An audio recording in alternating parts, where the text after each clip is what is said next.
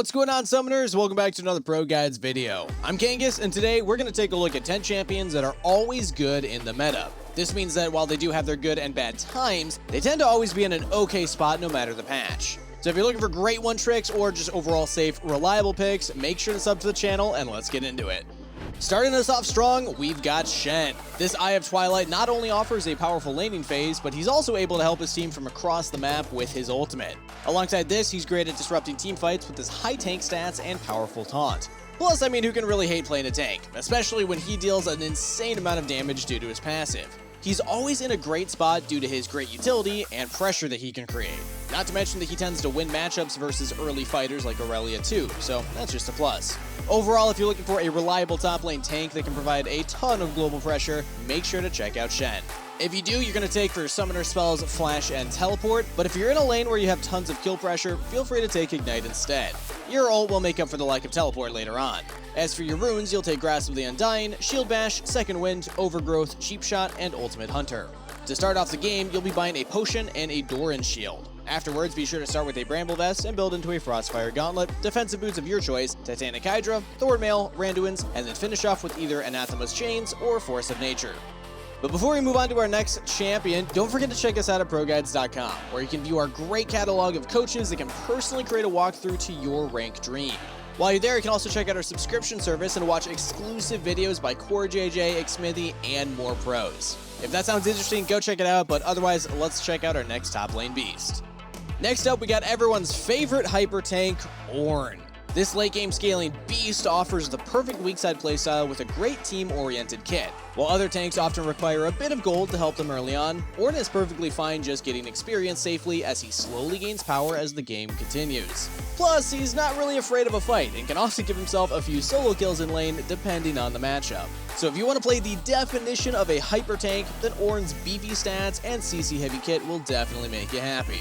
For summoner spells, you'll be taking Flash and Teleport since you're looking to survive early on. As for runes, be sure to take Grasp, Demolish, Bone Plating, Overgrowth, Biscuits, and Cosmic Insight. To start off the game, you'll be buying a Doran Shield with a health potion to help you sustain through the early game. Similar to Shen, pick up early Bramble and then look to build Sunfire, defensive boots of your choice, Thornmail, Abyssal Mask, Anathema's Chains, and finish off with Warmogged or Randuin's.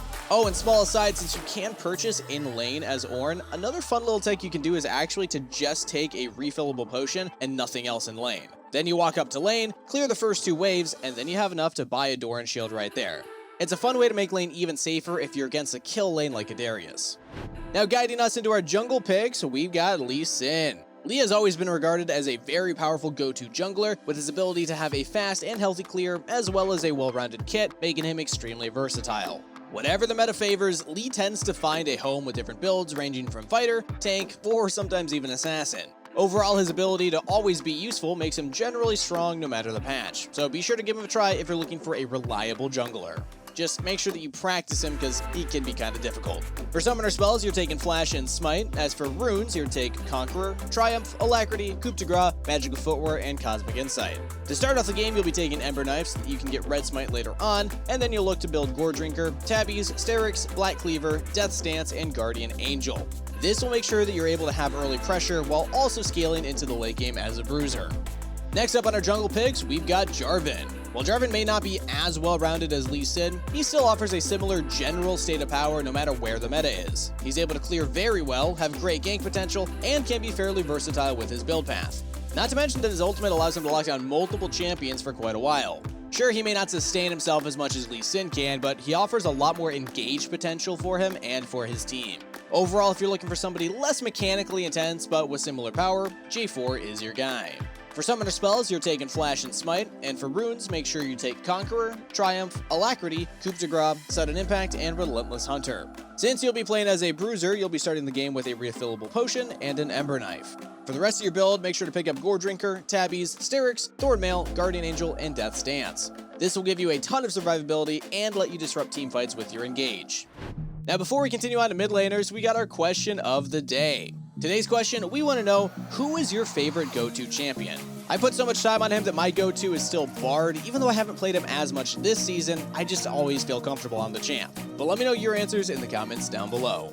Now starting us off in the mid lane, we've got Orianna. This robotic ballerina has always held her own when it comes to mid lane power. She's able to offer high teamfight potential, good wave clear, and a relatively strong laning phase. I mean, what isn't there to love? Of course, her kit can be a bit difficult at times, but it's fairly well-rounded and lets her always serve a purpose no matter the meta. It's why so many pros have her as a champion in their mid lane pool. Overall, if you need a reliable and safe control mage, Orianna can show you the way. For your summoner spells, you're taking Flash and Teleport, and you can also take Ignite if you want some additional kill pressure versus champions like Akali or Vladimir. Sometimes having that extra damage can turn the tides of the lane. As for your runes, you're taking Phase Rush, Mana Flow Band, Transcendence, Scorch, Biscuits, and Time Warp Tonic. To pair well with your Time Warp, be sure to start the game with a Corrupting Potion. For the rest of your items, you're picking up a Luden's, Sork Shoes, Archangel Staff, Zhonya's, Merlinomicon, and then finish off with either Void Staff or Rabadon's. Oh, and be sure to pick up an early tier so you can stack to staff faster. Up next, we've got the champion that made Dopa famous, Twisted Fate.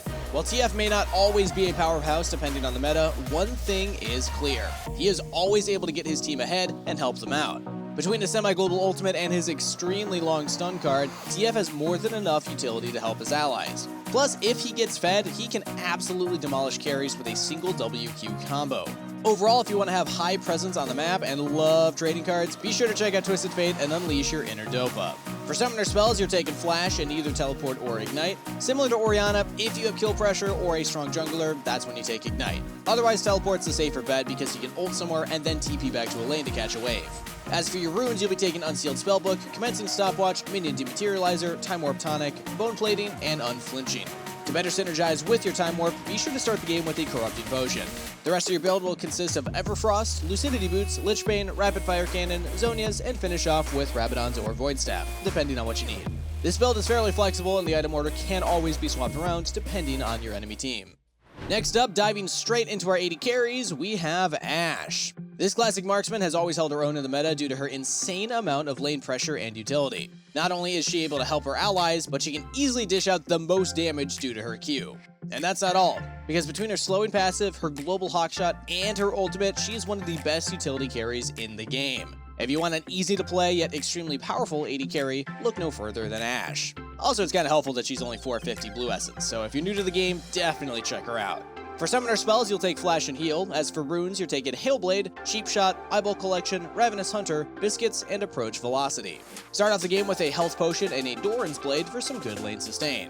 Then you're looking to build a Shield Bow, Berserker's Greaves, Wit's End, Rage Blade, Blade of the Rune King, and Guardian Angel. Next up, we have Caitlyn. Now, while Caitlyn may not offer the same amount of utility as somebody like Ashe, she's still able to stand her ground no matter the state of the meta. This is due to her incredibly high attack range as well as her powerful headshot mechanic. Sure, at times she might be a bit weaker than usual, but at the end of the day, she is one of the best lane bullies in the entire game and can easily win you the game from laning phase. So if you're an aggressive laner who's looking to punish the enemy from really far away, then Caitlyn's right for you.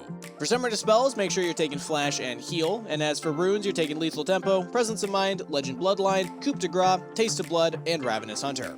Be sure to start the game with a Doran's Blade and a Health Potion so that you can punish the enemy in lane, and the rest of your build will consist of Gale Force, Berserker's Greaves, Stormrazor, Infinity Edge, Lord Dom's Regards, and Guardian Angel. By the way, before we move on to the final category of supports, I want to remind everybody to join our amazing community Discord. We got tons of people that want to play League, talk about League, or just hang out with the community. So if that sounds like you, make sure to check out the link in the description down below. Now finally onto supports, we've got one of the most versatile in the game, Thresh. Now it should be no surprise that he's on our list as this champion is heavily regarded as being the perfect support due to his extreme versatility and overall fun playstyle. Whether you're looking to frontline, disengage, peel, or do a mixture of all three, Thresh is sure to help you every step of the way. Due to his high amounts of CC and utility, he's always in a good spot in the meta, especially once you get really good at him. So overall, if you wonder why the pros like MadLife loves Thresh so much, make sure to check him out for yourself.